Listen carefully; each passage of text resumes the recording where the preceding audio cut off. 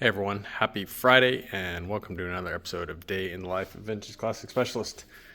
So let me just go in chronological order here what I worked on today. Started out the day with the Black Beauty here, and first thing I did was, if you saw the show yesterday, you know that I was a little surprised to see that the semaphore idiot light was not working. So started off the morning by diagnosing that, and lo and behold, it just had a blown bulb. So I guess that was one of the only bulb that I didn't check or replace, and it was blown. So I popped a new 6-volt bulb in there, and boom, works great. Let me grab my light.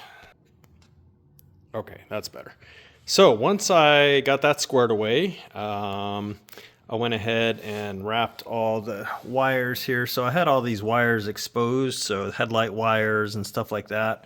So I went ahead and wrapped those all with cloth electrical tape and got them tucked in there where they run, and all the way back along here.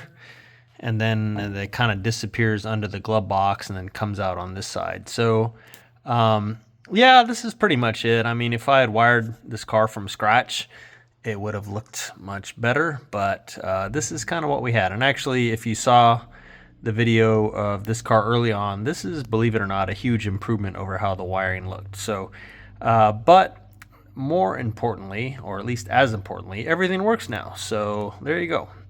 Again, this car had a bunch of extra wires on it. Somebody had turn signals wired in, just all kinds of crazy stuff. But the front of the car now is pretty much done, at least in the hood area here. The only thing I hadn't checked yet, which I checked this morning, was the brake lights, and they work great. So that's pretty much it. This area up here is now done, wiring, etc. So I'll probably go ahead and put his cover in. So on these early cars, there's basically like a big piece of cardboard that covers the floor here, and then it kind of also goes up and covers the wiring itself, unlike the later cars that have that sort of thick kind of cardboard cover separately on the wires, and then the other cardboard piece that goes here. The early ones is just basically a couple pieces that are actually kind of riveted together and swoop up and cover the stuff back here. So you guys will see it. I'll probably put that in pretty soon because it's about ready for that. So let's see, I did that, and then I turned my attention to his battery, and so let's take a look at that. 1 second here. Okay, that motor was in the way, so didn't want to bang his door against it. So then I turned my attention to the battery, and this car had some big aluminum battery holder in it that was made for the 12-volt battery that was in here. It had I don't know, like an Optima battery or something like that. But anyway, of course, now back to good old 6 volts here with a size 19L battery, which is not strictly speaking correct for a split window, but I think I mentioned before, the batteries that are needed for a split window are nearly impossible to find, and the covers for them are nearly impossible to find. So we went ahead and did more like a oval style. This is Zwitter and up style here. So late 52 and up through, I think, 55 or so, and then changed a little bit. But it basically looked like this all the way through, pretty much through the 6-volt cars. Anyway, so what I had to do was, my flashlight's trying to die, was weld in the little bracket that you see here, which this hook latches on, and then also install the stud that you see back there, which is kind of the other end of the strap. So if you guys haven't seen these straps before, it's kind of cool. It's very simple and works really well. It just has a little lever on it that applies tension to the little loop that goes around the clamp down here. So sort of pop that over and then take that off of the little hook that's welded to the floor, and then this thing can kind of swing off to the side, and then boom, cover comes off. So that's how you access the battery to remove it or whatever. The other thing I did was I went ahead and made the little piece of wood cutout that goes in here, it had something in there, but it was like a piece of felt. I don't know what it was, and it wasn't even covering the whole area. So I went ahead and made a correct one for it and put it in. But yeah, his battery is all installed and ready to go now. I'm leaving it disconnected just because, I don't know, it's just kind of a good idea to not have cars connected when you don't really need them to be. So we usually leave them disconnected. But yeah, so this is ready to go. Another small but important piece of the puzzle here, having the battery all strapped down and this whole area here. This is actually Dynamat on the floor here, which was very ugly, and there was like the kind of silver showing through of it all over the place. And so I went ahead and painted all that area black, so now it looks just like a regular floor pan. You wouldn't notice necessarily that this is Dynamat is what you're actually seeing here. But yeah, I couldn't leave that. It said Dynamat and had their like logo all over it. Very kind of dumb looking for a split window. So painted over that, and now you'd never know. So I believe those were the major things on this one. Obviously put this seat back in. I had pulled it out to do the work back there. So that's basically it for this guy today. So then turn my attention to this one. And if you saw the thumbnail, you know that this car runs great now, purrs like a kitten, etc., etc. So what I did was I put in the proper distributor, which is an 034, otherwise or commonly known as an SVDA, which stands for single vacuum dual advance. So single vacuum, some of the later ones actually had a vacuum advance and a vacuum retard. So this pot was kind of like a two-sided deal. So that's the single vacuum. And then the dual advance means that it has both a centrifugal advance built into the body here and vacuum advance. So both of those things do their thing. And that is the distributor that is made to work with the very finicky 34 pick 3 carburetor, which you won't be able to see it, but anyway, take my word for it. It's a 34 pick 3.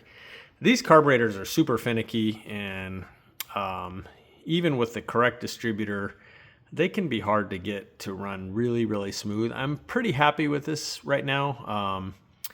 I may recommend to her that at some point we just put a new carburetor on here. I have experience with the new ones that Redline Weber says they blueprint, which I think basically means they go through them and clean them and adjust them and stuff like that. We put one of those on that yellow Gia we did a while ago. It ran amazing.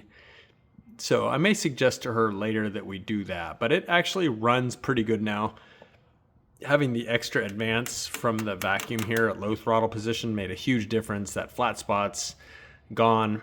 Okay, so the however about this whole car is that the oil pressure is pretty low. So I don't think I ever saw much over about 25 psi or so. And I took the car on about an 8-mile drive just around town here. Got it good and warmed up, fully up to operating temperatures. Pretty warm days, so definitely got it up to temp. And it started to where the oil pressure light would come on, like at stop signs or stop lights. And again, the car does have an oil pressure gauge in it, and the gauge is kind of guesstimating, but it looks like it was showing about 3 or so psi, something like that. And so that's pretty low. So, however, if you would step on the gas, like to take off or whatever, the light would immediately go out. So the oil pressure on this motor is definitely low. So what I advise the customer is to, basically take your car, enjoy it. Don't drive it to New York or anything, but, drive it around locally, have fun with it, and start adding to your piggy bank to rebuild or replace the long block here at least.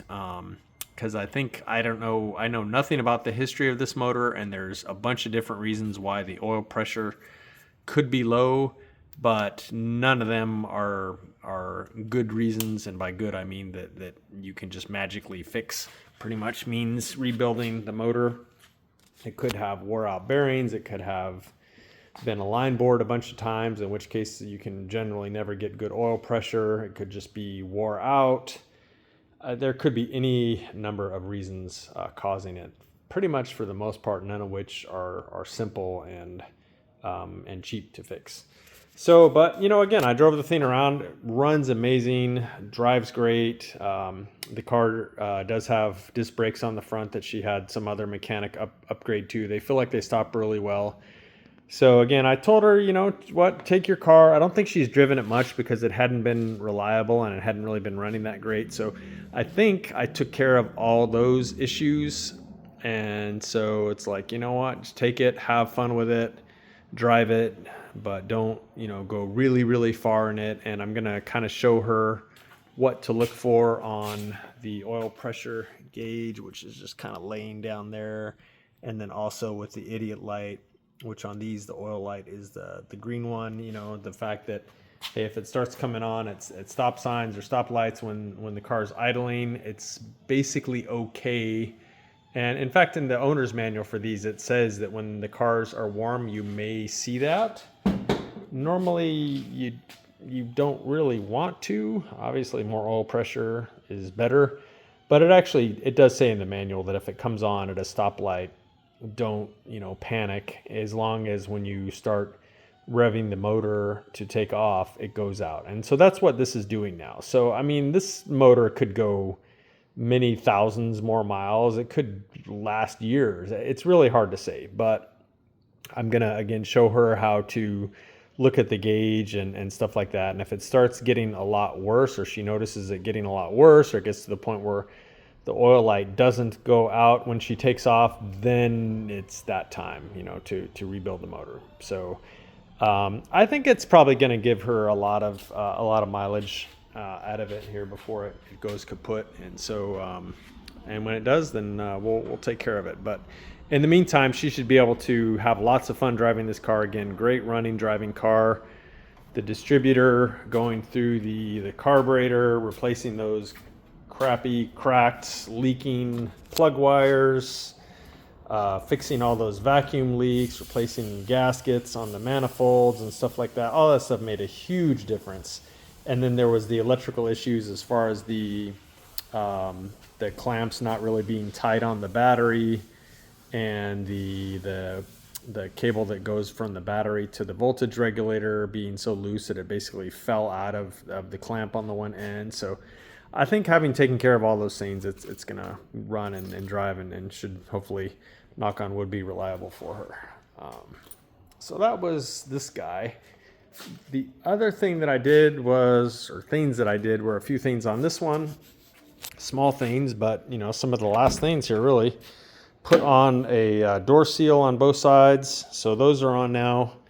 And then I took his original steering wheel and took off, of course you can't see it, but I took off the cancel ring, which is what cancels the turn signals when they're on. And so I took that off and I had to tap out the holes on the new steering wheel, put the cancel ring on, reinstall it. I still have to straighten out the steering wheel, and I'll do that once I drive it a little bit more. So yeah, pretty much cancel ring here, door seals here. That's about it for this guy. And that is actually also it for today, guys. I will be in tomorrow for the usual about half a day on Saturday. So look out for another episode tomorrow. And that's it for today. So thank you guys for watching, and we'll see you again soon. Bye.